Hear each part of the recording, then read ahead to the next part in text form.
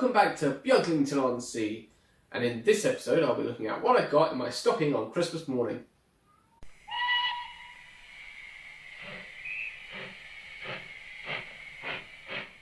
Yes, hello and welcome back to Beaglington-On-Sea. I hope you all had a lovely time over the holidays.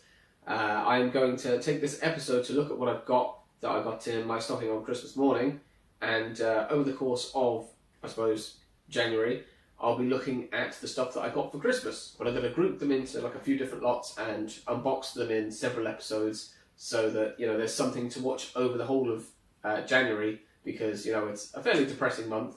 So, you know, it's just something to keep you entertained, or even just background noise as I waffle on, or the noise of the trains. Who knows? But yes, this episode we're going to go over to the desk. I'm going to show you what I got in my stocking, and then we'll put it on the railway and, you know, see if it actually works or not.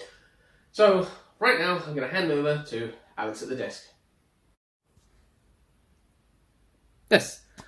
Thank you, Alex. And hello and welcome to all of you, and welcome to the desk. So, I'd like to point out before we start that everything from this stocking section and everything from the videos I'm going to be doing subsequently, all those items were sourced from the pre-owned section of Hatton's by Santa and shipped using the trunk service, which is a brilliant service, especially if you live overseas. So it's really brilliant that Hattons have that, so I just mentioned that.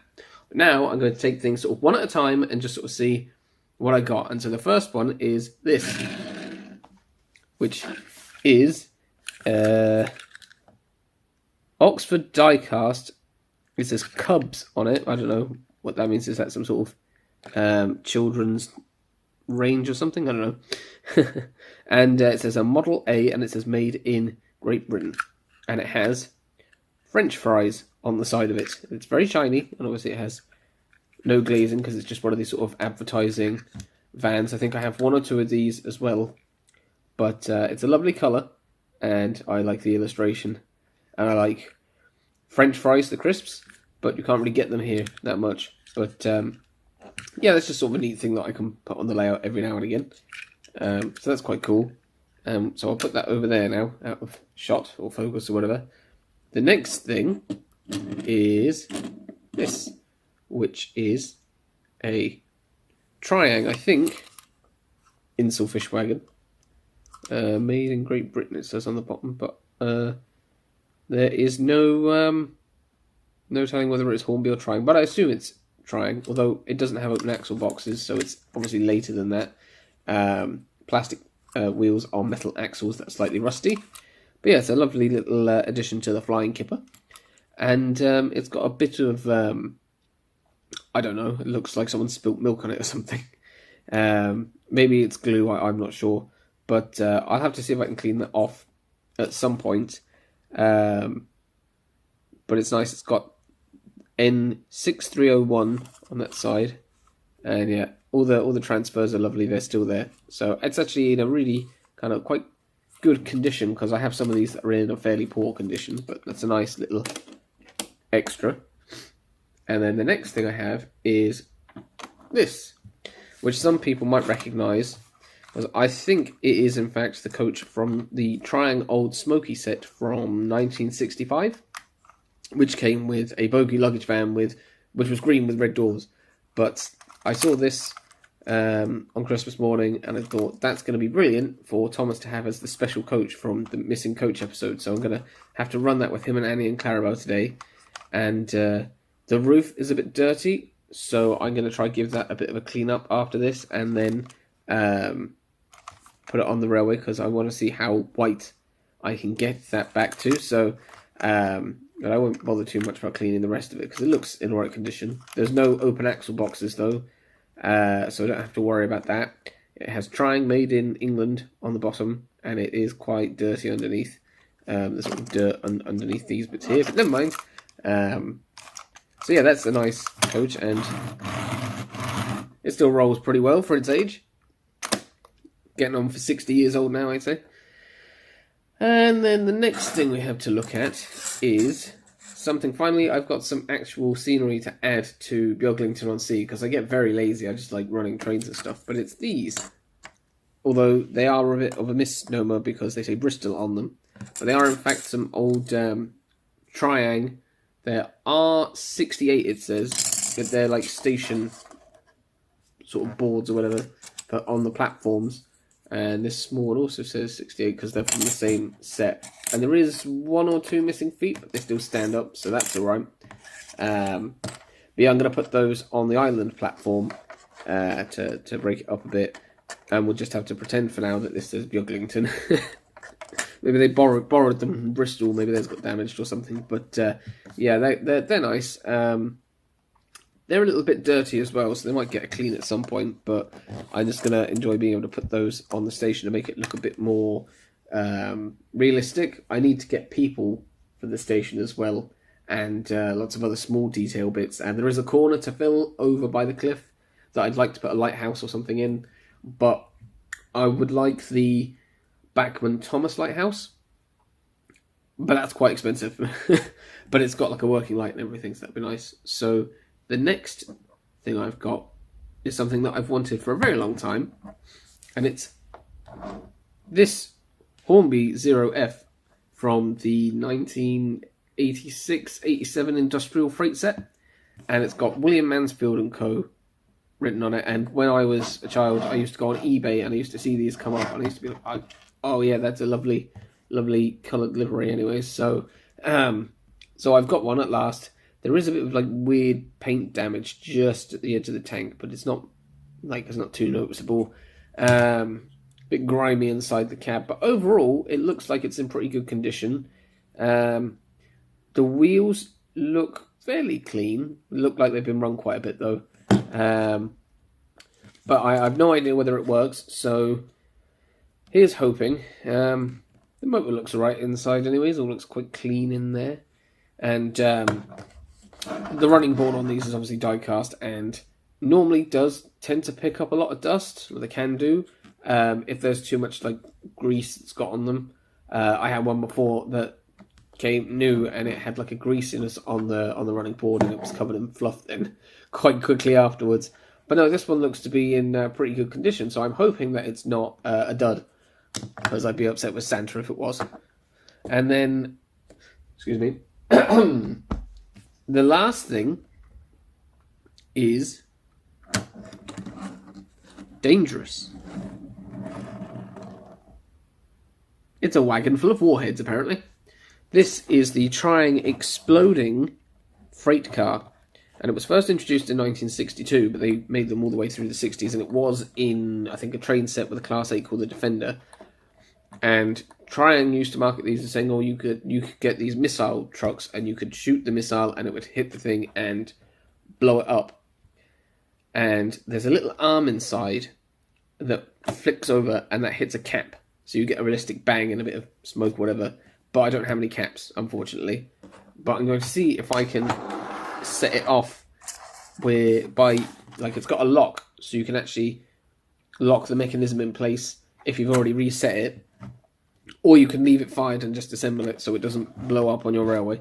But you're supposed to fire something at it, but I don't really want to do that. And it is it's a bit dirty on the top and stuff. But right now, when the axles are bits down here, they're open axle boxes. It's, early Trying, obviously, and yeah. So I'm going to try and blow it up by touching the bottom.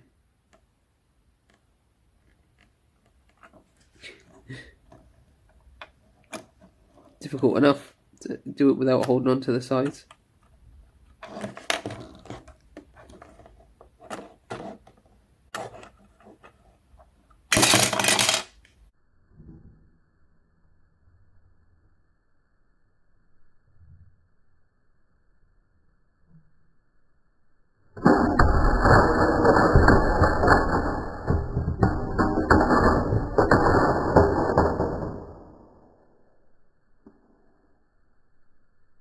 There we go. So yeah, as you can see inside, it's got this spring-loaded thing. It's a bit like a mouse trap almost. So what you do is you pull this lever back, and this is the arm. Push that back there. That locks into place, and then there's a lever here, and that stops that from going anywhere. And then you have a little arm here, presumably, which is to hold the caps in place, and there's actually a mark where this thing's been fired so many times that it's left like a metal circle from this hammer. So I'm going to have to see if I can. Sorry, the focus is not great. The lighting's pretty bad in here today, but yeah, I'm going to see if I can get a set of caps or something, and yeah, it's a bit better, and yeah, get that working properly. So I'm going to reassemble that, and I'm going to put the other things on the railway, and we'll see how things are running. And this is the R249, which I forgot to say. That's written on the bottom. So yes, let's go over to the layout and get these things running and clean that roof. So that's the station fences on the platforms now, and I think they look pretty good. I think they match with the colour scheme of the station quite well. So I'm really happy with those, and I've parked the French fry van over here. It's probably just been dropping off some snacks at the pub, I'd say. The layout's still looking fairly festive at the moment, and there's a lot of snow on the ground because it's so cold. So we'll have to wait a while for that to thaw out and melt away. And then over here we have the William Mansfield 0F and the wagons. So I'm going to set the camera up here, and I'm going to test out and see if it works. And I'm also going to bring around Thomas to couple up to this coach. Right, so the first thing I will do is get Thomas and Annie and Clarabelle and attach them to the coach.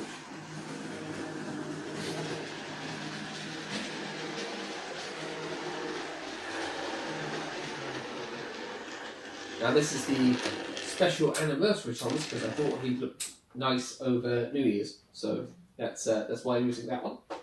So here he is with his special coat from Gordon, or he would be, if it would couple up.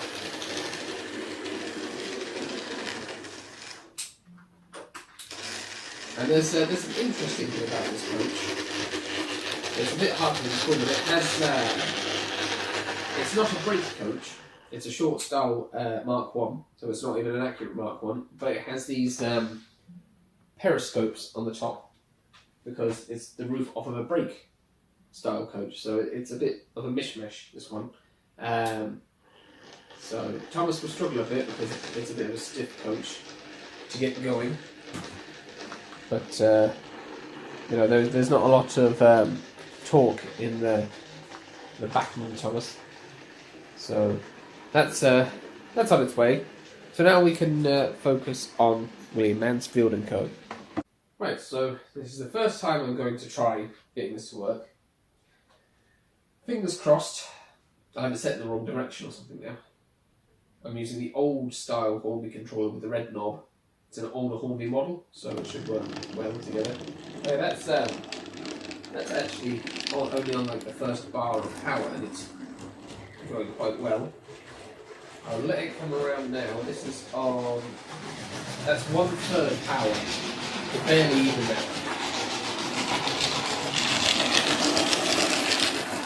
So I'd say it's probably going to be a bit of a pocket rocket. Right. I'm now going to turn it up to half speed.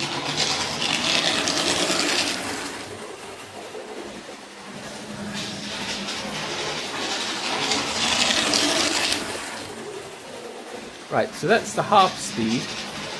I'm now going to be very foolish probably and set it to full speed.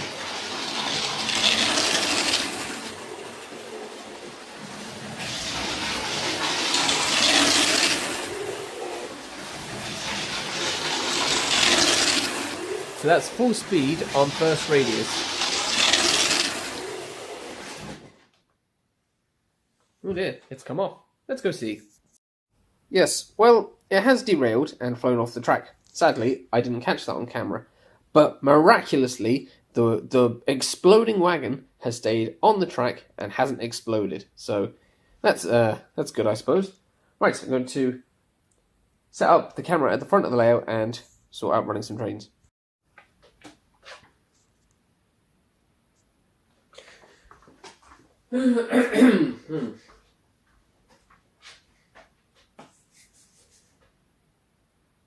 Right, well I suppose we'll have a bit of a running session now to end the episode. And on the outside line I've got an LNR J83, number 8473. And it's probably empty wagons because all of the presents have been delivered. So that's running the outside line. On the middle line, I've taken off Thomas because he just doesn't have the strength. And instead, I've replaced him with Hornby's Peckett because it's a brilliant runner, nice and, smooth, and it's got enough power to haul this old coach. And I did manage to get the roof a bit clean up, and lots of the marks didn't come off. And yeah, so I'm going to leave that one nice and slowly like that. And then on the inside line, if it was put back on the track properly, we have William Mansfield at the moment, which I don't have to apply much power to get to run nicely. So there you go. So we'll just get a bit of twitch now.